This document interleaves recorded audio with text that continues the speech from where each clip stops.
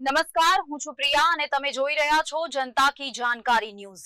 નજર કરીએ આજના સમાચાર। સ્થાનિક સ્વરાજની ચૂંટણીને લઈ ઉપલેટા ભારતીય જનતા પાર્ટી દ્વારા તાલુકાના વિવિધ ગામોના ઉમેદવારી ફોર્મ રજૂ કર્યા। તારીખ 26 એપ્રિલના યોજાનારી સ્થાનિક સ્વરાજની ચૂંટણી માટે વિવિધ પક્ષ દ્વારા ઉમેદવારોના નામ જાહેર કરવાની અને ફોર્મ રજૂ કરવાની પ્રક્રિયા શરૂ કરી દેવામાં આવી છે। ત્યારે રાજકોટ જિલ્લાના ઉપલેટા તાલુકાની જિલ્લા પંચાયત અને તાલુકા પંચાયતની વિવિધ સીટો માટે ભાજપ દ્વારા ઉમેદવારી ફોર્મ રજૂ કરવાની પ્રક્રિયા શરૂ કરી દેવામાં આવી રહી છે।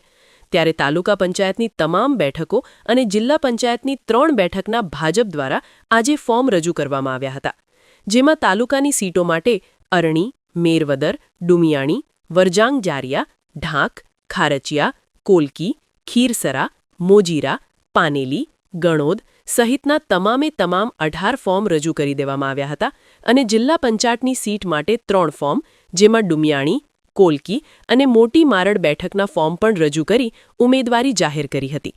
ત્યારે આજે ભાજપ દ્વારા તમામ બેઠકોના ફોર્મ એક સાથે રજૂ કરવા માટે ઉપલેટા ખાતે ખૂબ જ બહોળી સંખ્યામાં ભાજપના તમામ કાર્યકરો, હોદ્દેદારો સહિત વિવિધ આગેવાનોએ મોટી સંખ્યામાં હાજરી આપી તમામ ઉમેદવારોને અભિનંદન પાઠવ્યા હતા।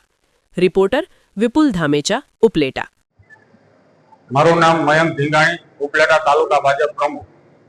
આપ સૌ જનતાને જણાવવાનું કે આજ રોજ ઉપલેટા તાલુકા પંચાયત મુકામે સ્થાનિક સ્વરાજ્યની પંચાયતની ચૂંટણીને અનુસંધાને અમારા ભારતીય જનતા પાર્ટીના ઉમેદવારશ્રીઓ અમારા સમગ્ર ઉપલેટા તાલુકાના ભાજપના કાર્યકરો સાથે રાખી ઉત્સાહપૂર્વક ટૂંક મુહૂર્તમાં ઉમેદવારી પત્રક રજૂ કરવા માટે આવેલ છે તથા ઉપલેટા તાલુકા પંચાયત ખાતે તાલુકા પંચાયતના 9 ઉમેદવારો ફોર્મ રજૂ કરવાના તથા મામલતદાર ઓફિસે બાકી બધા ફોર્મ રજૂ કરવાના છે।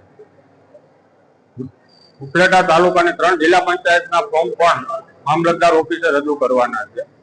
કાર્યકરો તથા ટેકેદારોની હાજરીમાં ઉત્સાહપૂર્વક ફોર્મ રજૂ કરવામાં આવ્યા છે। વિકાસને મહત્વ આપવામાં આવ્યું છે અને ભાજપનું કમળ ખીલશે।